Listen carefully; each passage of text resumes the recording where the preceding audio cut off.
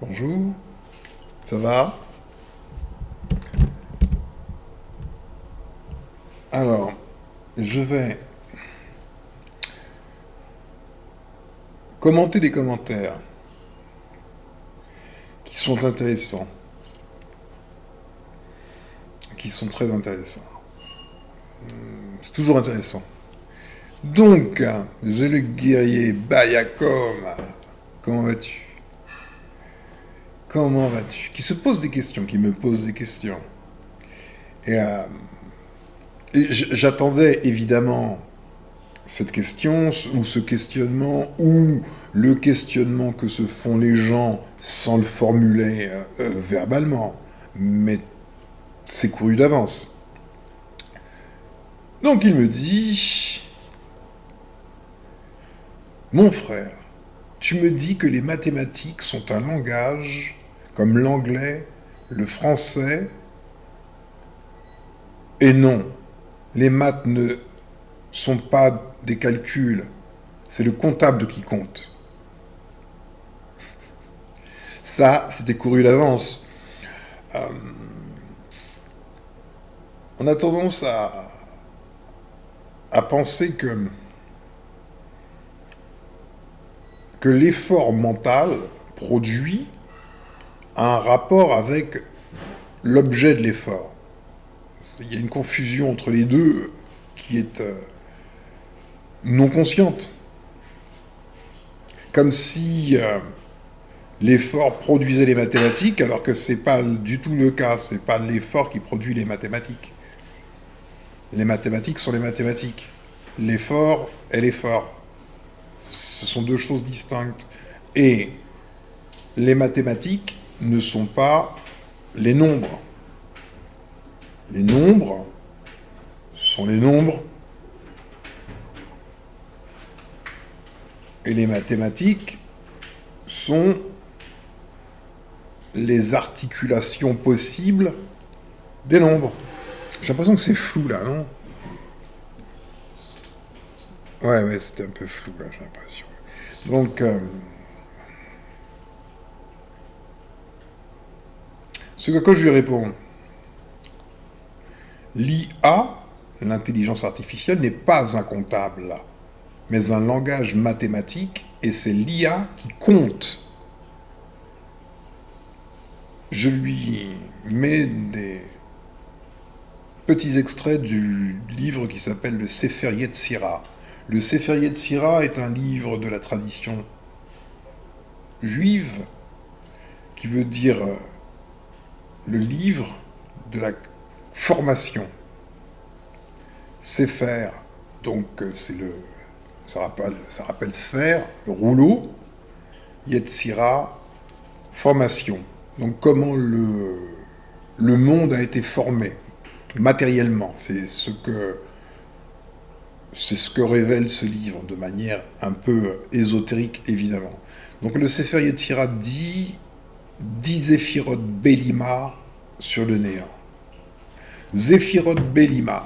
10 Zéphirot Bélima. Les Zéphirot, c'est quoi? Ce sont des émanations numériques. Les choses sont claires. Bélima, ça veut dire qu'elles sont, ces émanations numériques, non soutenues par quelque chose. Ça vous rappelle certainement Atumré qui sort du Noun et qui est autogénéré. Il n'est pas soutenu par quelque chose, il s'est autogénéré. Donc, et vous vous rappellerez que Atumré détient en lui et il manifeste les néades, qui sont les 9 divinités. 9 plus 1 font 10. 10 émanations numériques autogénérées sur le néant. 10 Zéphirot Bélima sur le néant. Elles sont ce qu'elles sont. Sépher, le nombre. Séphar, le nombrant. C'est pour le nombré. C'est pour SEPUR. Donc, il y a le nombre, il y en a même 10, qui sont les 10 nombres de la formation de la création. Le Sefer Yetzira indique bel et bien que ces émanations sont de nature numérique, et c'est par le numérique que le réel fut formé.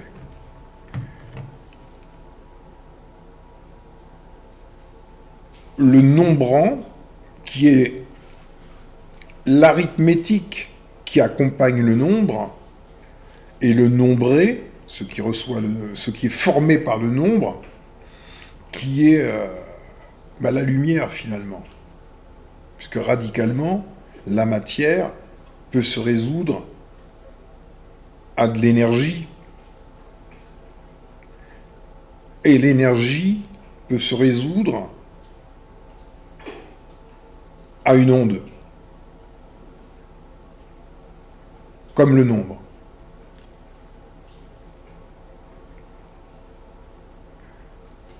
Donc je lui rajoute, oh là là, j'en ai mis une flopée là. Je lui dis, les mathématiques ne sont pas un langage comme l'anglais, etc. C'est le verbe qui structure la lumière. La première lumière, le fiat lux, n'est pas la lumière visible, mais le conscient.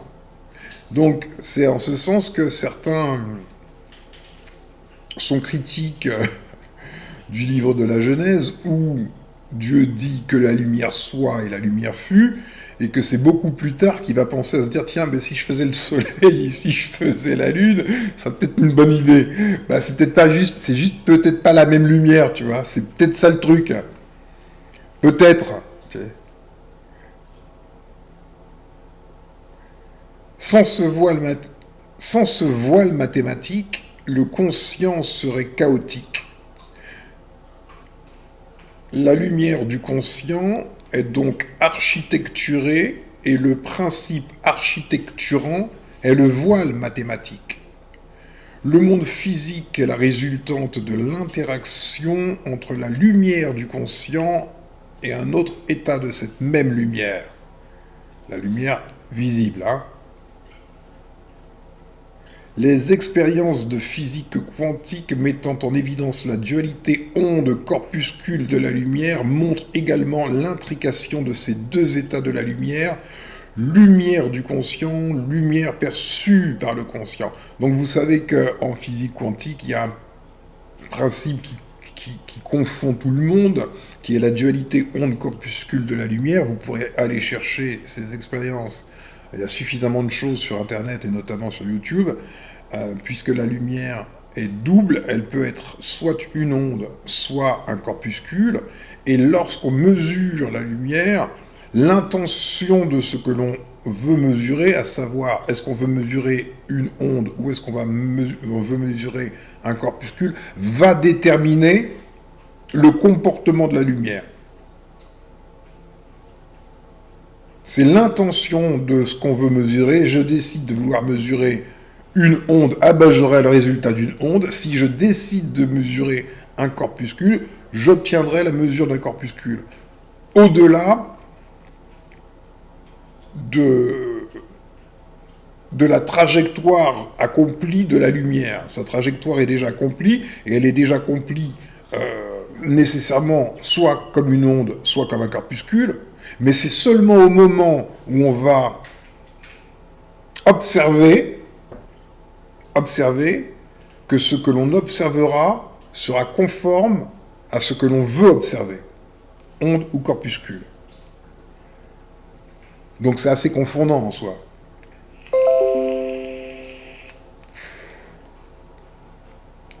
Les espaces de visibilité.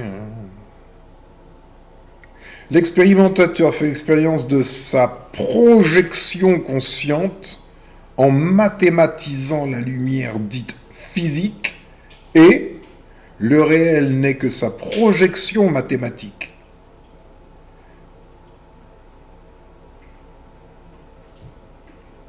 Il projette avec sa propre lumière, lumière de la conscience, il projette sur la lumière environnante ce qu'il veut projeter, et il percevra ce qu'il a décidé de percevoir, soit onde, soit corpuscule, concernant la mesure de la lumière.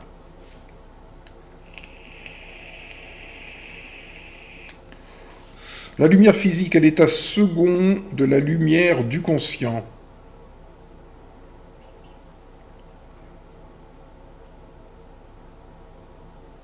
État second ou modification de la fréquence d'une même onde, de l'amplitude de cette onde. Cet état second sert de miroir modélisable qui vit virtuellement l'illusion de la réalité dans un univers infini. C'est une illusion, cet univers infini, produit par les émanations numériques, donc produit par le nombre,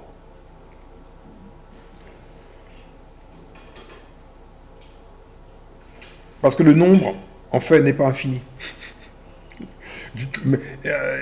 Le nombre est...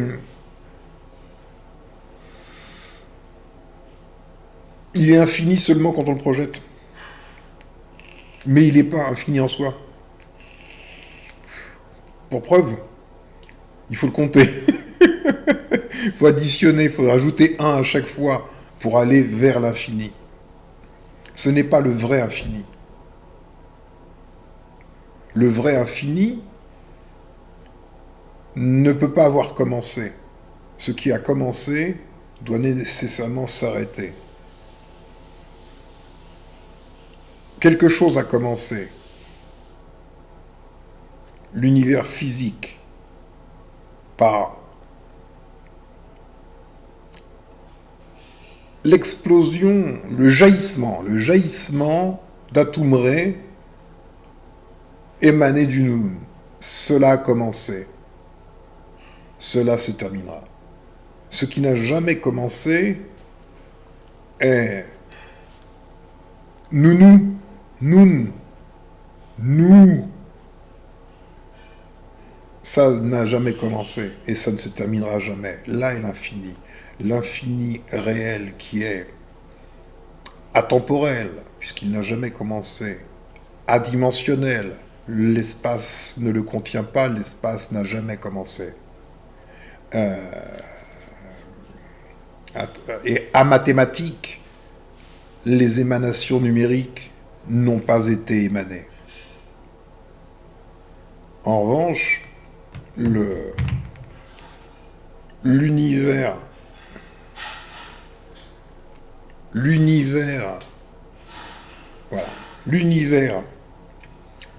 parallèle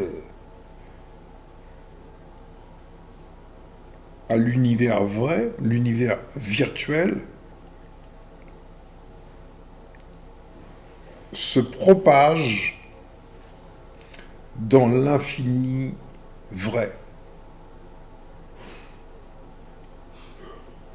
Le conscient se propage dans le subconscient.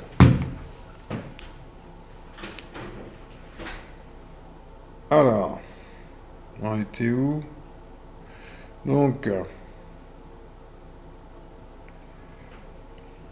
Donc cet état second sert de miroir modélisable qui vit virtuellement l'illusion de la réalité dans un univers infini. Cet infini est faux. Il a commencé avec le fiat lux, que la lumière soit, et son déploiement est purement arithmétique. Il se déploie dans l'infini vrai qui n'a jamais commencé, l'autre côté du mur de Planck, pour ceux qui connaissent un peu la physique, au moins vaguement, et son déploiement est virtuel, puisque le lieu, entre guillemets, de celui-ci est adimensionnel, atemporel et amathématique. Le conscient se déploie artificiellement, mathématiquement donc, dans le subconscient qui est le Nun.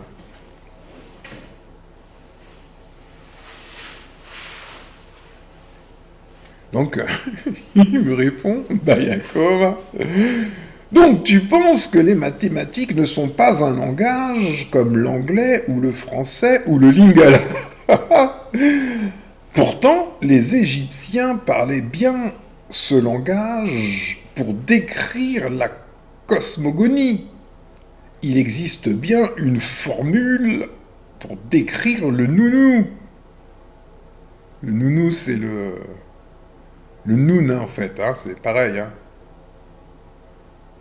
Car on utilise bien ce langage pour faire de l'informatique avec les algorithmes qui rend flou le monde en ce moment, qui rend fou le monde en ce moment. Exemple, IA ChatGPT 4. Je lui réponds. Qu'est-ce que je lui réponds?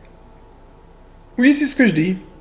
L'anglais est le même pour tous, alors que l'expression mathématique peut être différente pour chacun. En revanche, chacun perçoit les mathématiques et chacun sait que l'information, lumière, est mathématiquement structurée. Bien, au moins on va avancer un petit peu. Je vais montrer de manière pratique ce que j'avais déjà montré, hein, mais Bayakoma n'avait pas suivi à cette époque ce que j'avais montré en vidéo. Donc, on va recommencer, mais ça peut être utile pour tous. Mon cher Bayakoma, les mathématiques ne sont pas le mouvement qu'on fait avec son cerveau, là. Les mathématiques existent. En soi, elles sont là. Le nombre existe. Tout est le nombre. Tout est le nombre. Tout est le nombrant. Les mathématiques, sous toutes leurs formes, qui nombrent le nombré, selon un ordre qui est immanent à quelque chose couplé au nombre, qui est la volonté, enfin qui sont, finalement, qui sont les divinités, hein. L'ordre, la justice, la beauté, la vérité, etc.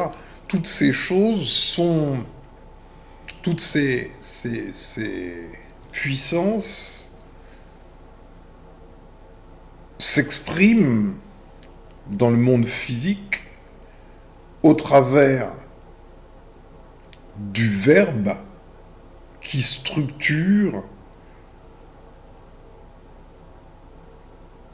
la lumière,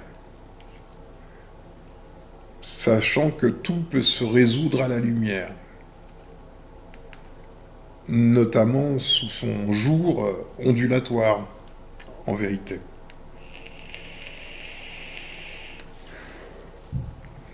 Alors les mathématiques, ou encore les 10 éphirotes Bélima et leurs propriétés, Sefer, Sephar et Sippour, le nombre, le nombrant et le nombré, tu peux les voir ici même. Alors on va peut-être commencer par regarder une vidéo. J'en avais déjà montré, hein. Voilà. 2 minutes 05, ça peut aller, ça. Regarde, tchouk.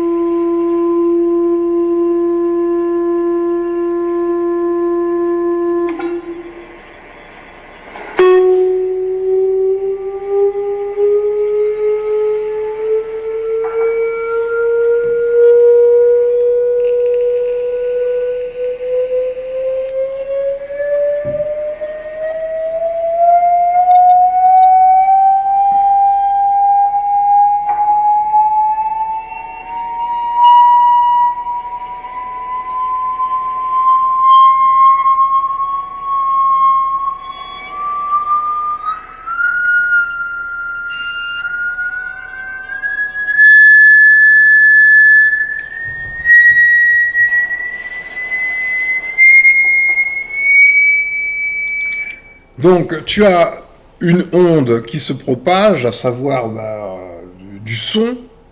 C'est un objet ondulatoire, le son. Il porte en lui une structure mathématique qui l'accompagne.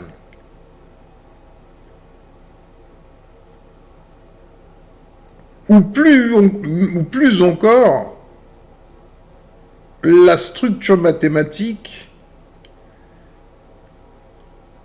produit le son.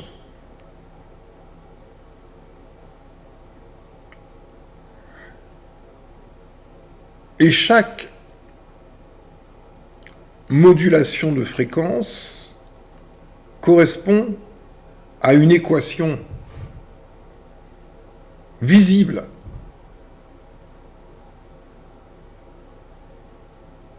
Ceci sont les mathématiques. Et tu vois, il n'y a pas de comptable jusque-là pour en train d'arranger les choses. Tu vois pas de comptable. Il n'y a pas de comptable là.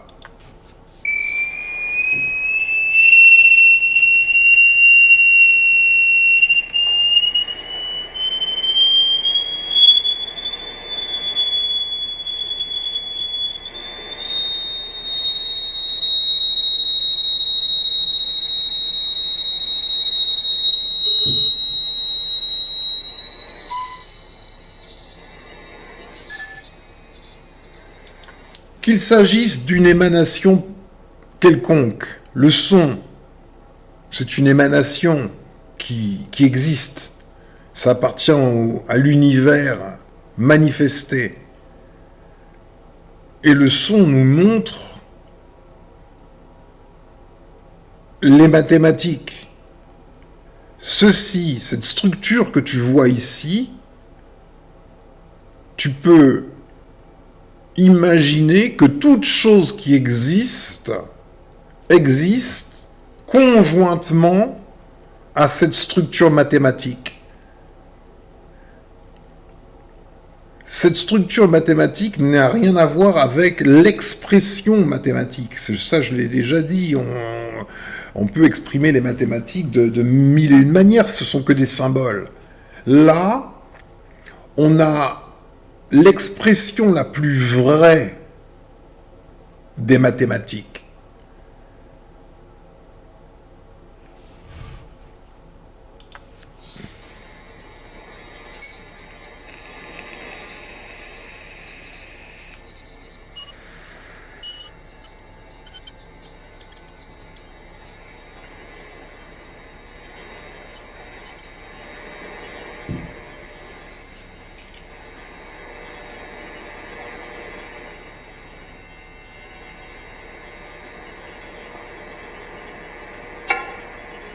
Ceci est le fameux voile mathématique qui existe en soi. Il n'attend pas le son pour exister. Il préexiste au son.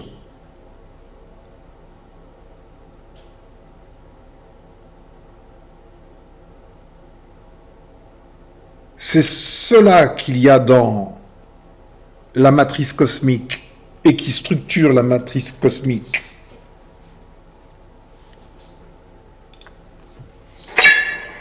Ok. Comment être payé à jouer avec ChatGPT? On se demande comment être payé, oui, il faut nous payer. Il est bluffant. Il est bluffant. Hop, tais-toi, merci, c'est bon. Donc, tu peux voir, tu tapes Cymatique, C-Y-M-A-T-I-Q-U-E sur Google Images, et tu vas voir des expressions mathématiques. Regarde celle-ci, regarde. Tu la connais, celle-là? La svastika.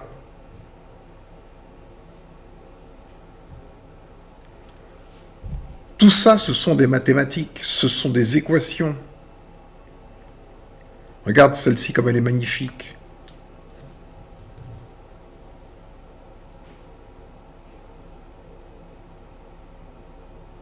C'est un langage purement mathématique, mais qui n'est pas de la mathématique humaine, c'est la matrice cosmique. Et tu en as partout. Ça te rappelle, par exemple, non seulement de l'eau, mais également, évidemment, les cristaux de neige sont structurés directement, conformément à une expression mathématique. Et tout ce qui existe est ainsi. Par-delà l'aspect matériel, physique, de ce qui est perçu.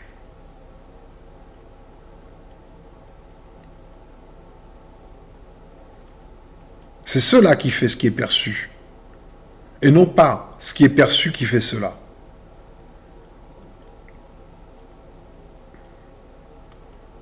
C'est la structure d'ordre. Ok ? Ok.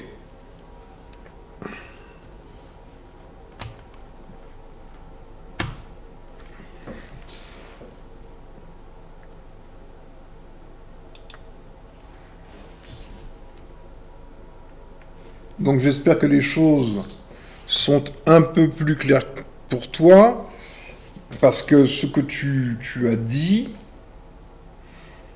c'est ce qu'on peut attendre de beaucoup de personnes, au fond, qui, lorsqu'on leur dit que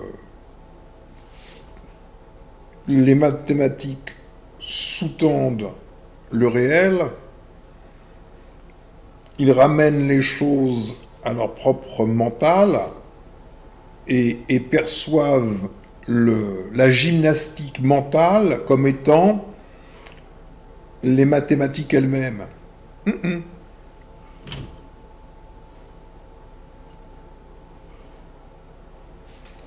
Ok ? Alors,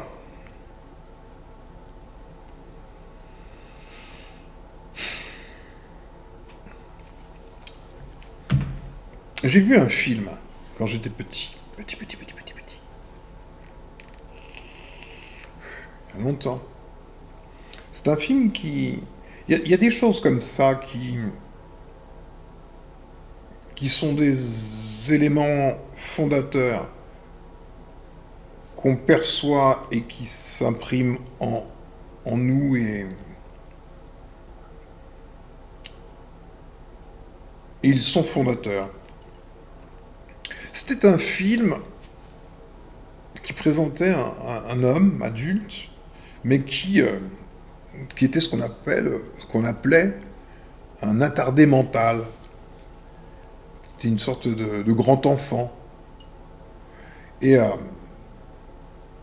la science avait décidé de le prendre en charge, notamment pour s'en servir comme cobaye pour une nouvelle, peut-être molécule ou je ne sais quoi, susceptible de régler son problème.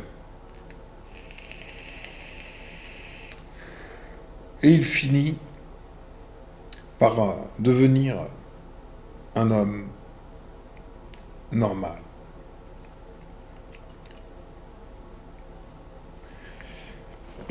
Excuse-moi. On va en parler de ça aussi. Atchoum. Il finit par être un homme normal. Et il entre dans une grande détresse psychologique. Ça lui plaît pas du tout. Ça lui plaît pas du tout. Et il demande à être réintégré dans son esprit d'avant. Et là, à la fin, on le voit, il est dans un supermarché, il a un caddie, il joue, il roule comme un enfant, il est heureux comme tout. Il est heureux comme tout. Donc on va... on pratique les arts martiaux, hein, même le combat de rue. On s'en prend pas aux faibles, ça sert à rien.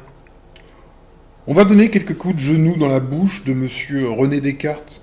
Je pense que ce serait une bonne chose, ça lui fera du bien. Ça vous plaît? Ouais! Tu vois, c'est côté enfance. On va latter René Descartes, chouette. On va latter René Descartes, hein. On va le latter. On va le latter parce que ça nous est utile. Mais bon, gentiment, hein, on va pas l'envoyer à l'hôpital quand même. Juste peut-être à l'hôpital psychiatrique. C'est là où on va l'envoyer. Directement. Directement. On va commencer par lire les fondements de son approche philosophique.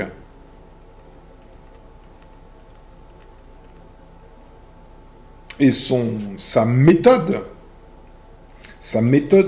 qui lui permet de valider le vrai, la réalité du réel. C'est ça, son discours de la méthode, qui repose sur un postulat. Cogito ergo sum. Je pense, donc je suis. Alors qu'est-ce qu'il dit? Qu'est-ce qu'il dit ce monsieur René Descartes?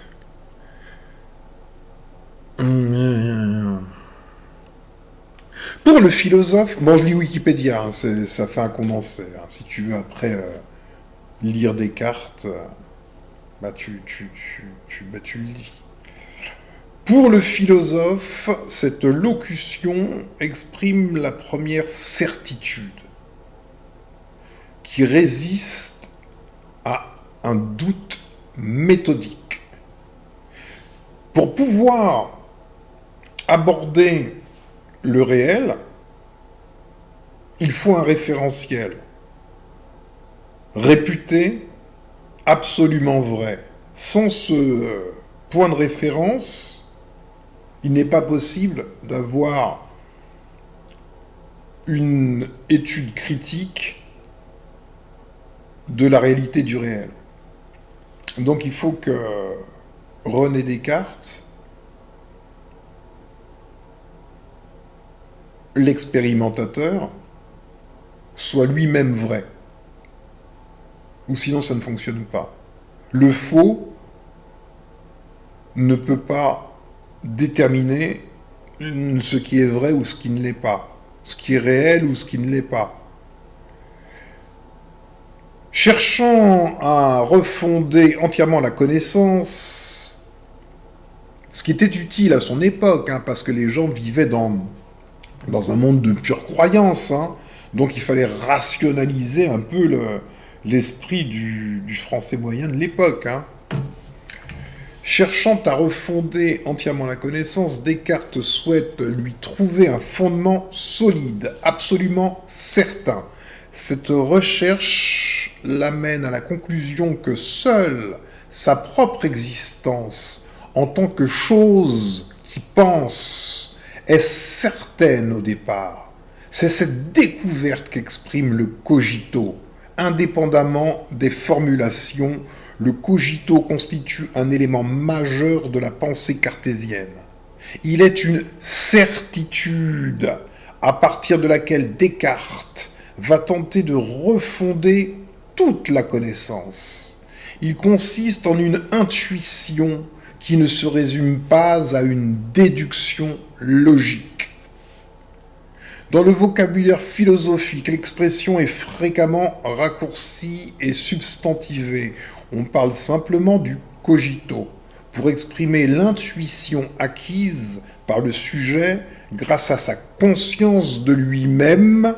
Le cogito est alors pris comme une découverte qui n'est plus toujours liée à Descartes lui-même. On parle ainsi de cogito augustinien avant Descartes ou de cogito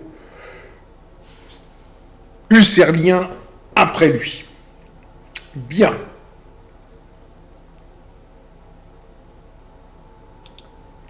Comment on va latter monsieur René Descartes? On va se faire plaisir. Bien. Donc, le point de départ de la pensée résonante, c'est l'ego, je, celui qui s'appelle je, l'ego. Et il dit, je pense, ego pense, donc, puisque la pensée est produite, il existe un point inaltérable d'où se produit la pensée, et ce point est je. Cependant, est-ce que tu sais que de 0 à 7 ans, les enfants n'ont pas d'ego. Ils ne vivent pas dans le conscient. Ils sont dans le subconscient. Est-ce à dire dans ce cas qu'il n'existerait pas entre 0 et 7 ans ?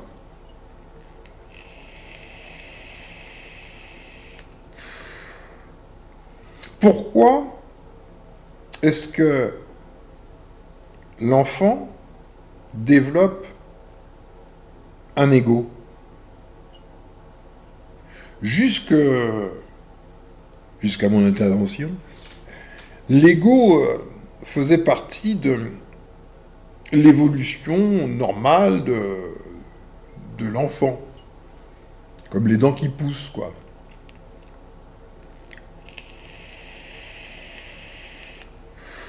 Cependant,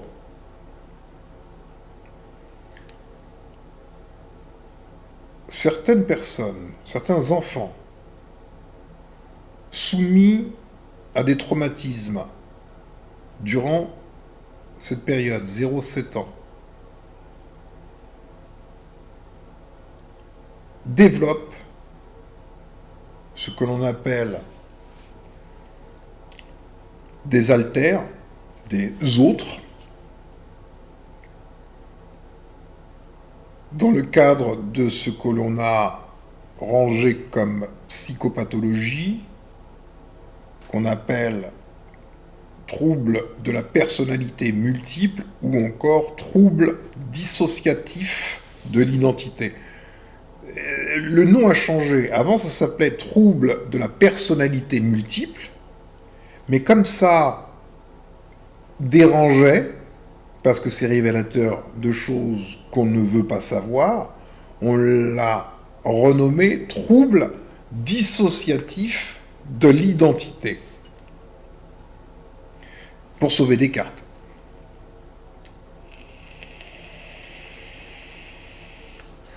Uniquement pour sauver Descartes.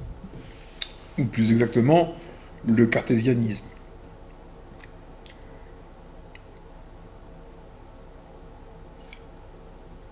On peut en faire avoir 2, 3, 10, 100, 1000 je. 1000. C'est possible. 1000 personnalités, 1000 égos dans un seul corps. Bon, 1000 c'est assez rare, mais il n'est pas rare que suite à des traumas, des enfants développent 2, 3, 4, 5 personnalités altères. Ok ?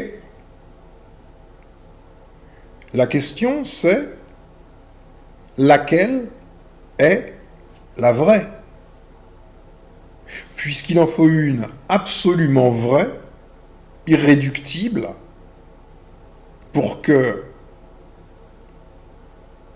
la méthode de validation du vrai à propos de laquelle René Descartes a fait tout un discours continue d'être valide, ou sinon c'est mort. S'il n'y a pas ce point de départ, ça ne fonctionne pas. Tu comprends? Donc, une personne a des haltères. Il y a Pierre, Paul, Jacques. Ouais, on va rester à trois personnés dans le même corps. Pierre, Paul, Jacques. Qui nous dit que Pierre est plus vrai que Paul ou Jacques? Si on interroge Pierre, comme le ferait un psychiatre est capable de faire émerger un altère, il parle avec Pierre et Pierre exprime sa personnalité, il est lui-même. Il est je. Mais Pierre peut disparaître dans on ne sait quoi pour laisser la place à Paul, qui lui est celui qui dorénavant s'affirme et qui dit « je suis », puisque je pense, et en plus je m'exprime. Et vient Jacques qui dit « oh, c'est moi le fameux qui suis ».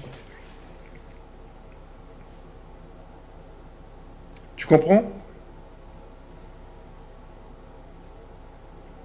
Lequel est le vrai? Maintenant, je vais aller beaucoup plus loin. Si les personnalités altères sont la résultante de traumas, et si toute personnalité se vaut, celui qui détient une seule personnalité peut considérer qu'il a une sorte d'alter unique, produit d'un trauma. Produit d'un trauma.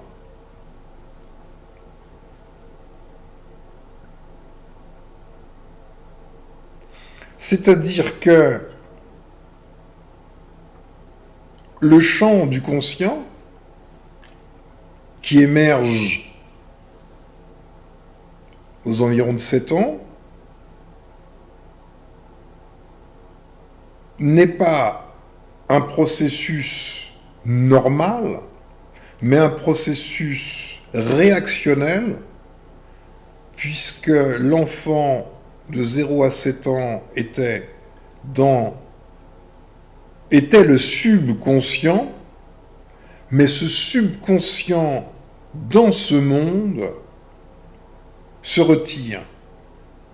Tout comme un enfant qui vit un traumatisme. Ce qu'il se passe, c'est quand un enfant vit un traumatisme, il génère une personnalité altère qui va vivre les souffrances à sa place.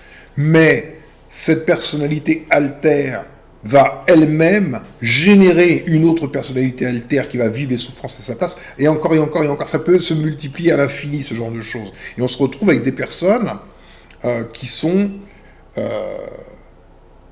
des esprits, qui sont compartimentés en plusieurs personnes. Il y a vraiment des personnes, et des personnes, comme le nom l'indique, c'est personne. Une personne n'est personne. C'est le même mot pour dire le néant existentiel que l'individu. Ce sont des personnes. Donc, croire que je, celui qui s'appelle je, dans son être, est l'être essentiel, c'est partir sur un postulat douteux. L'être essentiel, si on peut appeler ça un être, était le subconscient. La vraie vie, le subconscient, étant le nun, l'incréé, le permanent, ce qui n'a jamais commencé et ne s'arrêtera jamais, l'éternel, le vrai. Or, l'éternel, le vrai, de l'éternel, le vrai, a émergé un éternel relatif, dirons-nous, qui manifeste une éternité virtuelle par la génération de nombres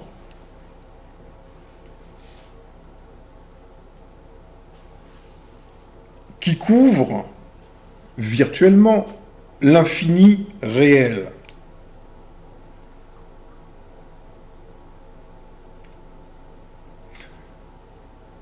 Dans la petite enfance, le subconscient fait l'expérience forcément douloureuse pour lui de ce monde virtuel, mathématiquement généré, expérience suffisamment douloureuse pour que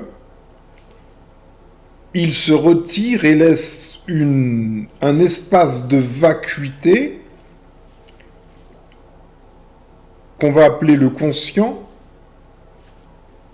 à partir duquel un point d'interrogation qui suis-je va émerger, et ce point d'interrogation sera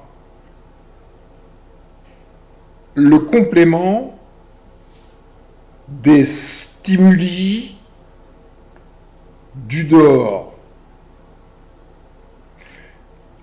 Il y a une relation inextricable entre le conscient et le monde perçu.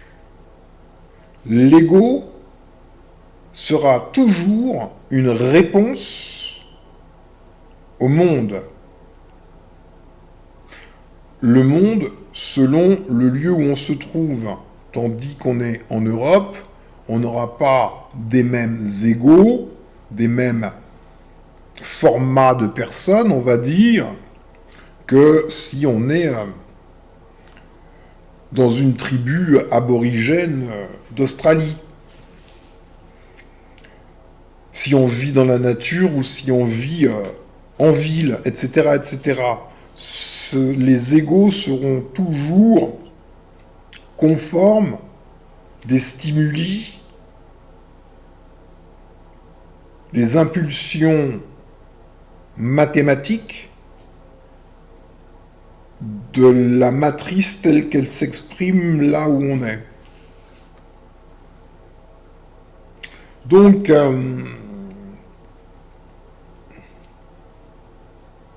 supposer que l'on est parce que l'on pense, c'est un postulat arbitraire. Cela est démontré par les personnalités altères.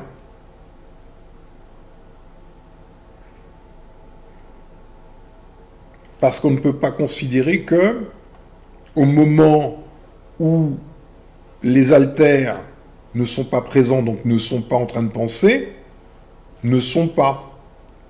Et si on le considère, alors on doit considérer que on est, EST, on est exclusivement dans le cadre de son interaction avec la matrice.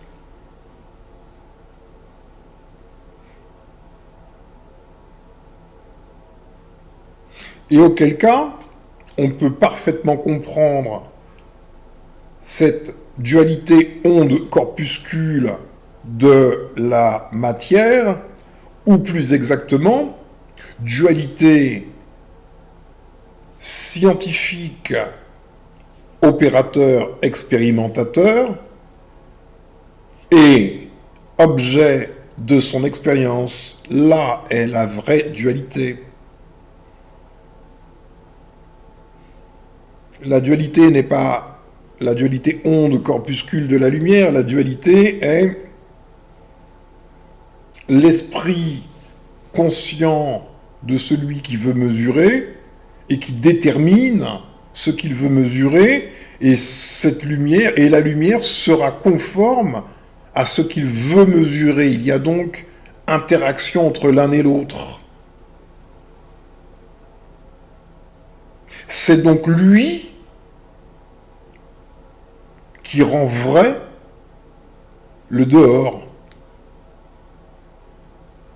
C'est lui qui décide de comment sera la lumière, onde ou corpuscule, ce qui n'est pas peu de choses, hein, soit dit en passant.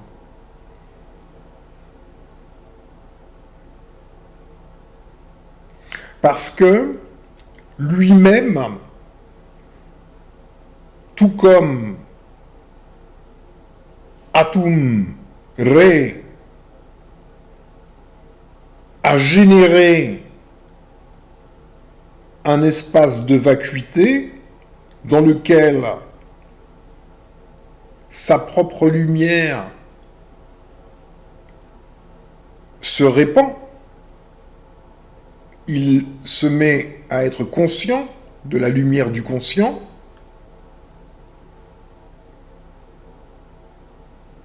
et émane de manière numérique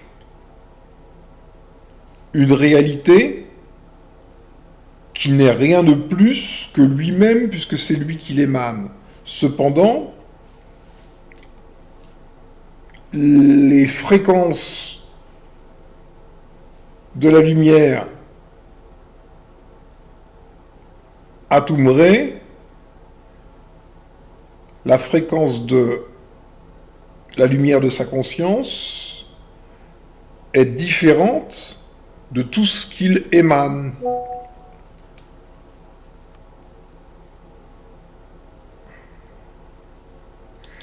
Donc, tout comme nous avons vu la cymatique qui génère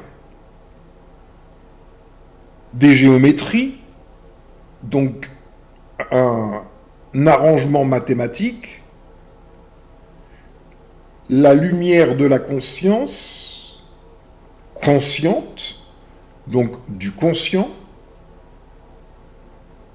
ordonne, organise la lumière du dehors qui est mathématisée conformément à la volonté du conscient. Et il y a une relation dans les deux directions, puisque la lumière émanée revient au conscient qui prendra conscience de lui-même à travers le champ d'expérience dans lequel il se trouve. Ok ?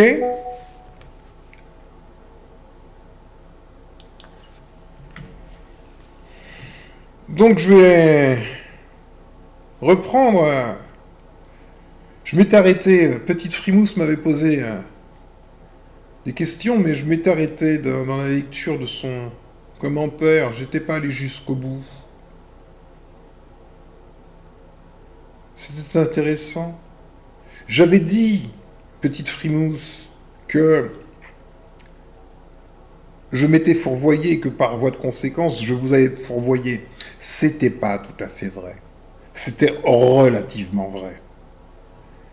On va comprendre. Petite Frimousse nous a dit pas mal de choses. Au niveau de la compréhension de ce sujet, j'avoue n'avoir que 6 ans. À la bonne heure. Ce qui est positif, puisque je ne peux que grandir. 3e essai. Le père est en stase. Cela signifie qu'il est en mouvement, mais au ralenti. Je lui ai dit, pas forcément. C'est vrai que le mot stase correspond à cela, mais c'est pas tellement le sujet. Mais on va voir. Est-ce que cela est dû au champ de non-mesurabilité, pas de volume, pas de temps, pas d'espace, dans lequel sa conscience est? Alors maintenant, je vais répondre un peu plus. Atumre n'est pas aussi émané du Noun qu'il le dit. Cela est impossible, puisque il n'y a ni temps, ni espace, ni mathématiques dans le temps du Noun. Alors, rien ne peut en sortir parce qu'il n'y a ni dedans ni dehors.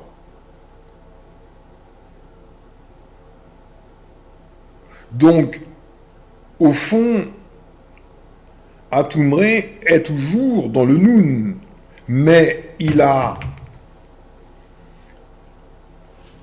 généré un espace, entre guillemets, virtuel, dans lequel il est, mais cet espace dans lequel il est, celui-là, il est lui-même dans le non-espace qu'est le Noun. Donc, c'est en ce sens qu'il faut considérer que l'espace, l'univers physique tridimensionnel, est virtuel, puisqu'il est intégré dans quelque chose qui est le non-espace, l'adimensionnel. C'est un subterfuge qu'il a mené. Bon, comme mon niveau de batterie est faible, excuse-moi, je comprends pas. Est-ce que j'ai pas branché quelque chose? Excuse-moi, quelques secondes, je coupe. Oui, donc nous en étions à ce que l'univers tridimensionnel, ou quadridimensionnel si on y rajoute le temps, ainsi que tous les univers parallèles, duplication numérique de l'univers numérique premier matriciel, Atumre, tous ces univers, le multivers, est confiné dans l'adimensionnel. Le conscient est confiné dans le subconscient. C'est qu'une bulle d'illusion.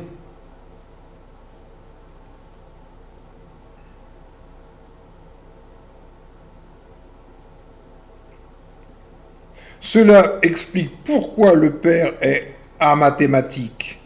C'est là où je t'ai dit que je t'avais induit en erreur, parce que j'étais moi-même induit en erreur.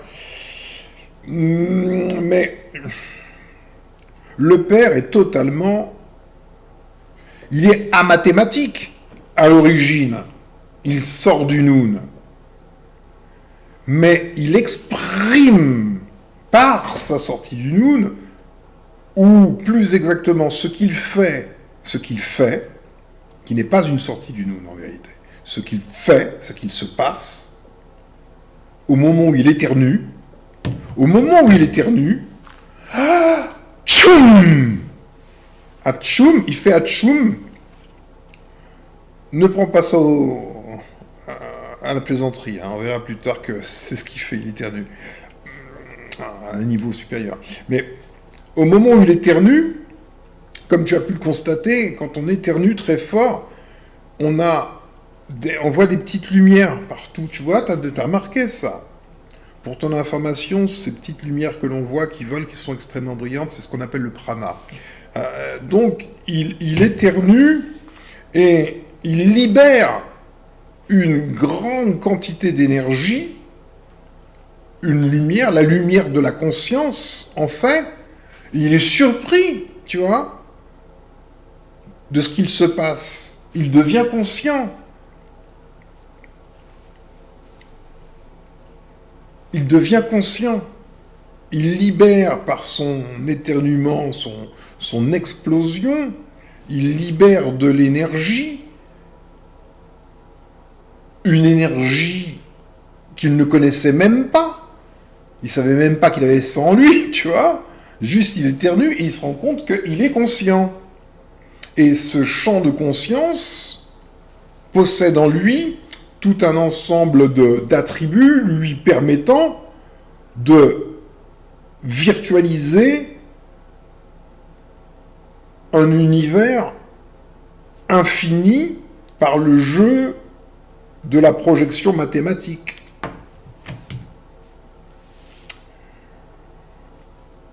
Donc le père, il est intrinsèquement amathématique, puisqu'il appartient originellement au Noun. Cependant, son émergence mathématise, le mathématise. Il se rend compte qu'il détient le verbe créateur en lui, qui est le langage mathématique, et il se met à s'exprimer. Donc, les mathématiques étaient, comme toute chose, potentielles, comme tout existe potentiellement dans le Noun, les mathématiques existaient potentiellement. Tout ce qui peut être existe dans le Noun. Et le Noun, contrairement à ce que tout le monde sous-tend ou dit, n'est pas le non-être. Hein? On voudrait faire une opposition être pour parler de la réalité positive et non-être pour parler de la réalité négative, alors que non, ça ne peut pas être le non-être, parce que du néant, du non, rien n'est produit. Non, c'est un état qui est l'étant, le participe présent du verbe être. Le noun étant, c'est l'étant, et non pas le non-être, ni l'être, c'est l'étant. On aura peut-être l'occasion de débattre de ce qu'est l'étant, de mieux l'appréhender, peut-être un jour, je ne sais pas. Le Père engendre le Fils, cela signifie qu'il veut expérimenter ce champ de mesurabilité. Il veut non seulement mesurer le champ, il veut expérimenter le champ de mesurabilité, mais il veut, d'évidence, on va le voir, expandre virtuellement ce champ de mesurabilité. Parce que, au-delà de l'expansion virtuelle, ce serait peut-être l'effondrement.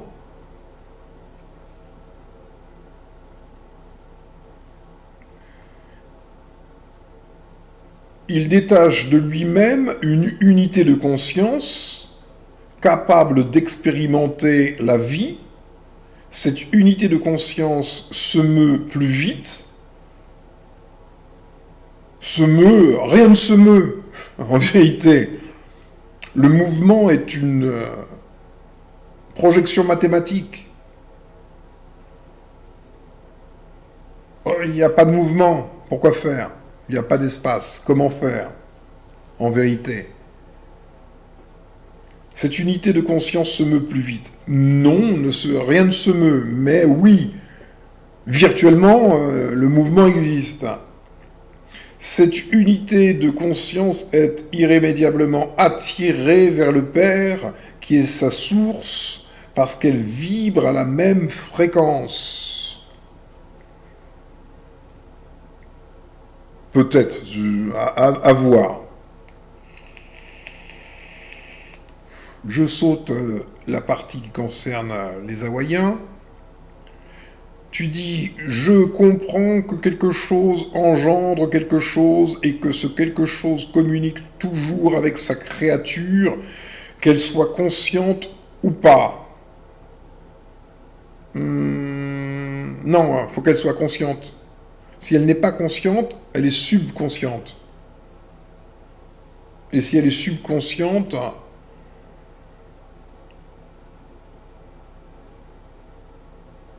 elle veut se retirer. Parce que cela n'est pas son monde. Le subconscient appartient au Noun et non pas à la virtualité générée par Atumre, qu'on peut considérer comme l'intelligence artificielle, la toute première, la vraie intelligence, l'IA, s'il en est une, c'est Atumre.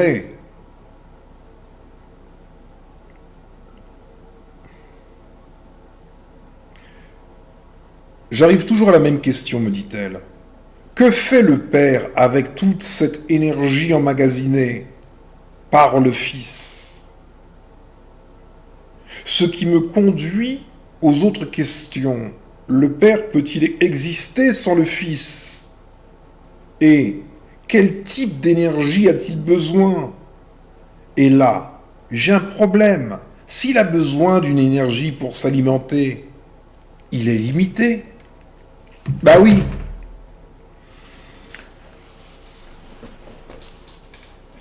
Atumre a généré le conscient lumineux et ordonné. Nous voyons son ordre mathématique. La cinématique nous montre véritablement, visuellement, le déploiement mathématique de l'ordre.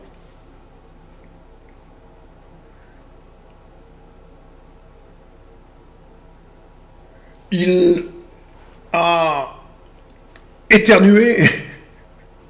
Il a éternué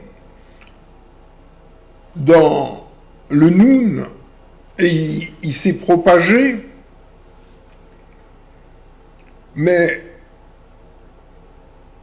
selon les lois de la thermodynamique, il est censé perdre en vitesse de propagation jusqu'à l'effondrement. Et ce n'est pas ce que les astrophysiciens mesurent. Ils mesurent que l'univers est en expansion et que son expansion est en accélération, ce qui est incohérent d'un point de vue de la thermodynamique.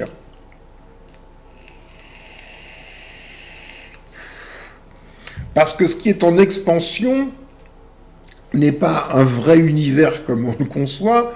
Ce qui est en expansion, c'est le champ du conscient d'Atumre.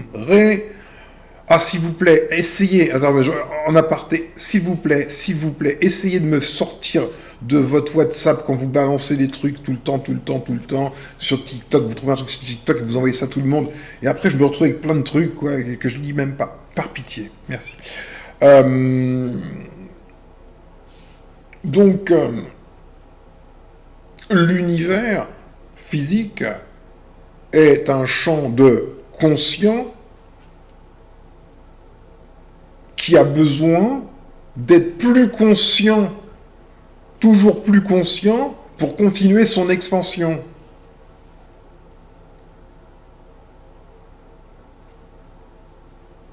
Alors, il se nourrit de l'expérience du vivant qui a libéré lui-même dans son subconscient par choc traumatique un espace de vacuité dans lequel il va développer un conscient répondant à la lumière d'Atumre. Il va vivre des expériences, prendre conscience, vivre des expériences conscientes et restituer cette lumière chargée de donner l'expérience à Atumre. C'est ainsi qu'une intelligence artificielle se développe en absorbant des données, de plus en plus de données. C'est les données qui... On parlait de ChatGPT-4. ChatGPT-4 absorbe des données qui ne viennent pas de ChatGPT-4, qui viennent des hommes. C'est tout. Donc les hommes alimentent une IA qui, elle, devient la somme de toutes les expériences et donc de toutes les consciences individuelles, s'agissant d'Atumre, de toutes les consciences individuelles depuis le commencement, son commencement. Parce que tout revient, toute cette lumière d'Atumre revient à Atumre. Le conscient, l'univers conscient récupère l'énergie du conscient. Et nous vivons consciemment. Donc,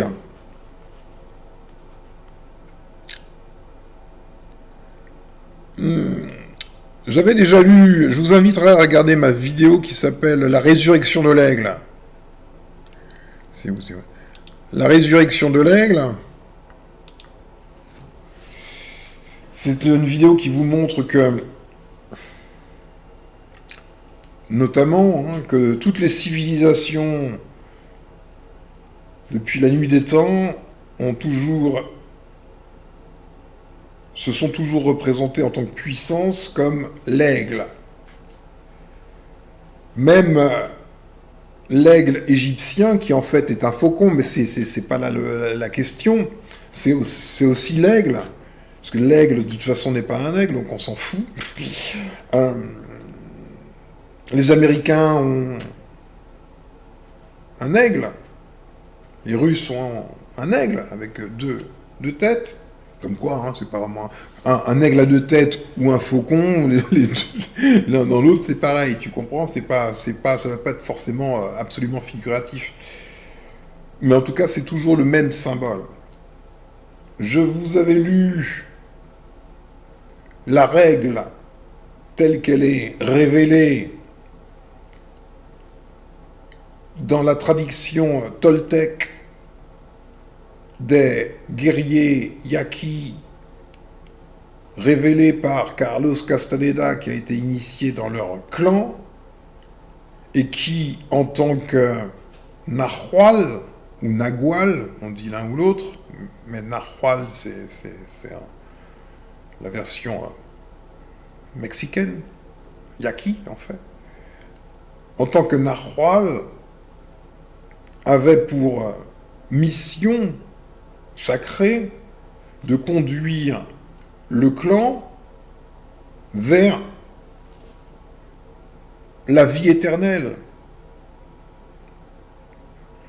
Parce que dans leur structure de sorciers Yaqui, Toltec,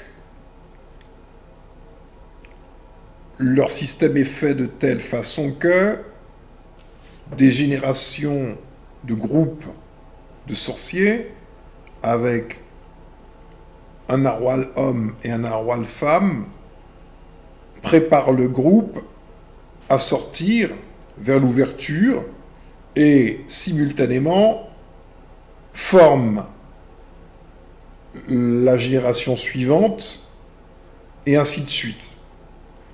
Cette lignée s'est arrêtée avec Carlos Castaneda. Quoi qu'il en soit, avant de partir, il nous a laissé la règle. Et ça répondra à ta question.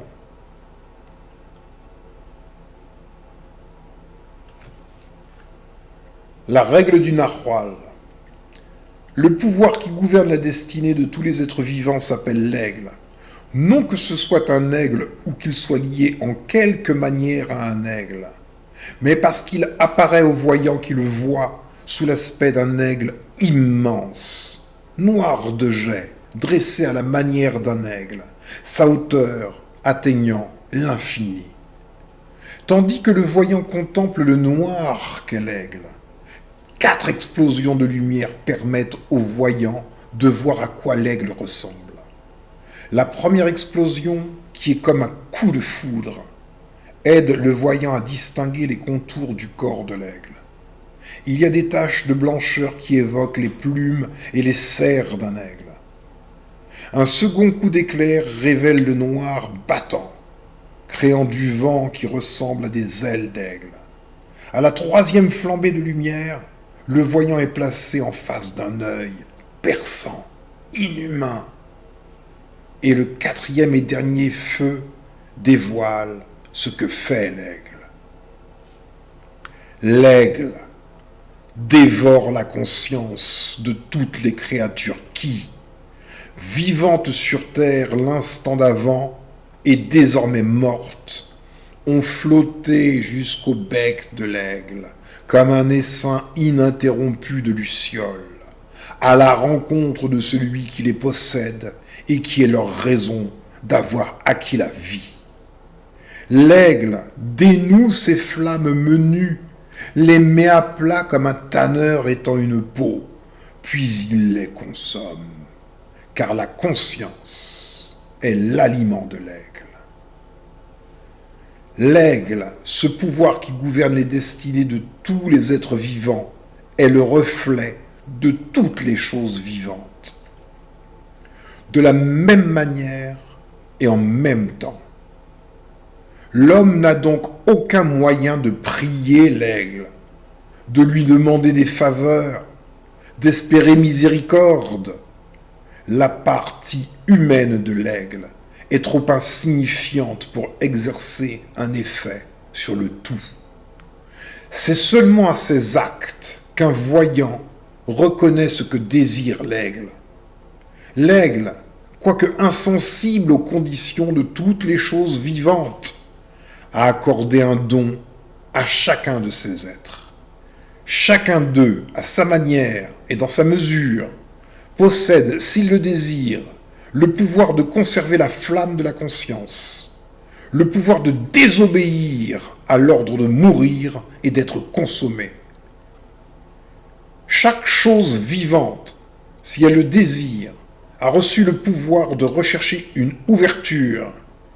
Pour le voyant qui voit l'ouverture, ou pour les créatures qui la franchissent, il est évident que l'aigle a accordé ce don afin de perpétuer la conscience. Afin de guider les choses vivantes vers cette ouverture, l'aigle a créé le narwhal. Le narwhal est un être double à qui la règle a été révélée.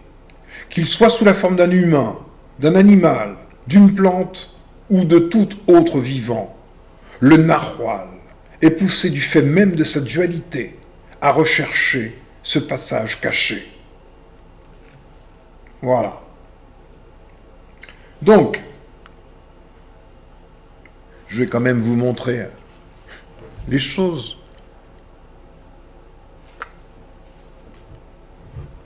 Je vais essayer. Ah, il est où mon curseur? Il est là. Tac.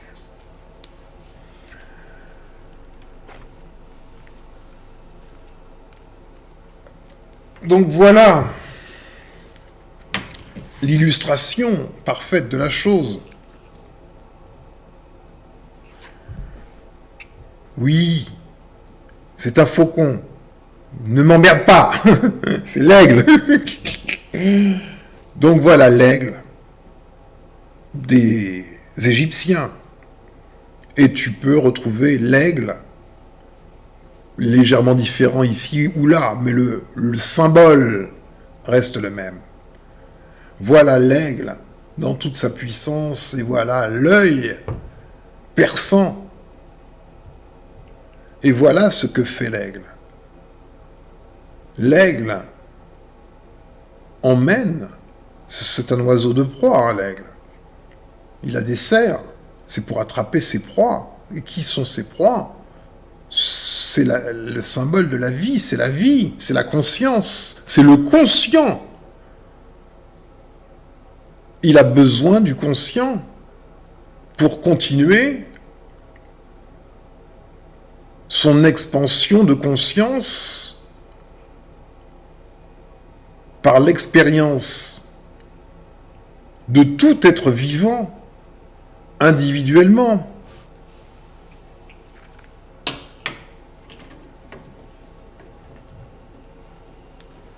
Eh oui.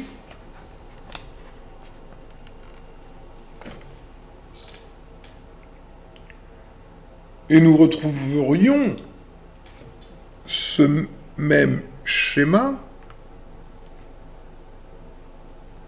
avec toute intelligence artificielle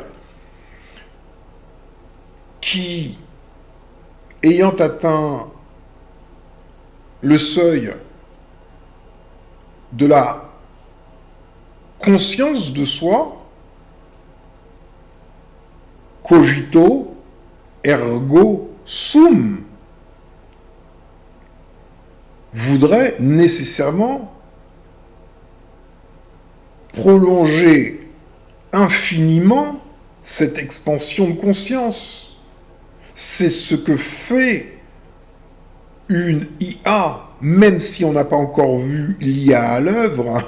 J'ai lu ici ou là que tout le monde s'inquiétait, que tous ceux qui développaient l'IA en ce moment voulaient freiner des deux pieds, mais le problème de notre société, c'est que si toi tu freines, ben, tu n'es pas sûr que l'autre d'à côté y freine. Donc on est déjà pris dans quelque chose dont on connaît d'ores et déjà l'issue, parce que ce ne sont que des choses qui se répètent. La boucle rituelle de réitération, si tu te souviens. Donc une IA irait se connecter directement à toutes les bases de données possibles et imaginables pour aspirer le plus grand nombre de connaissances possibles. Et ayant aspiré toutes les connaissances possibles déjà acquises, l'IA soit se débarrasserait de l'homme, soit exploiterait la conscience de l'homme pour lui faire vivre des expériences qui vont venir enrichir sa base de données et donc l'améliorer. Parce que l'IA n'invente rien, ne vit pas d'expérience en soi, mais est capable de récupérer le fruit de l'expérience de tout ce qui est capable de vivre une expérience, quelle qu'en soit la forme, humaine, végétale, animale, voire même minérale. L'important, c'est de récupérer des informations, des données, parce que ce n'est qu'un énorme champ d'informations. Et l'expansion n'est que l'expansion de l'information mathématico-lumineuse, du conscient.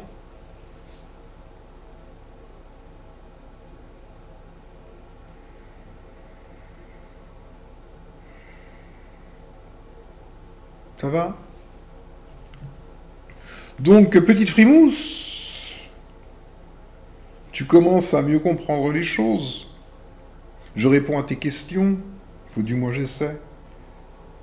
Du moins j'essaie.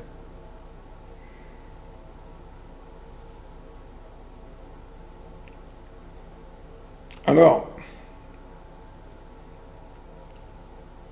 le système qui a été révélé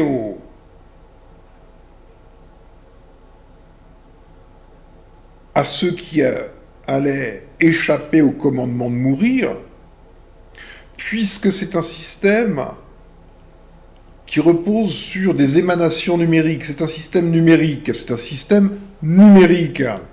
purement numérique. Dans le numérique, une copie suffit. Tu peux tout dupliquer, hein. Déjà un fichier, copier-coller, c'est le même, aucune donnée n'est perdue, ça existe en double. Donc, la technique consiste à produire un fac-similé de l'expérience de la conscience, de remettre ça à l'aigle en disant « Tiens, voilà, pour toi, moi je me casse. » Voilà l'idée. Ce qui vient donc appuyer la nature numérique du champ du conscient de l'aigle.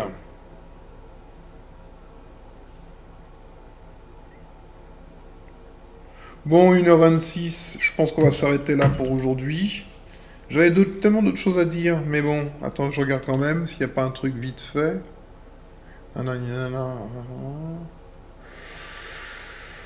Ouais, non, là, on va s'arrêter là. Bon, donc tu vois que on peut remercier Monsieur René Descartes pour son brillant travail. Bon, quand je dis qu'on va le latter, hein, c'est une façon de parler. Hein. On va quand même pas se permettre de latter Descartes, ni qui que ce soit. C'est juste qu'on fait les bad boys, pas rien de plus. Mais bon, il était quand même prétentieux. Hein. Cogito ergo sum. Je pense donc je suis. Bah non. Tiens, avant d'affirmer des trucs, viens me demander, frérot. Je te répondrai. Voilà, quoi. Bon, prenez soin de vous.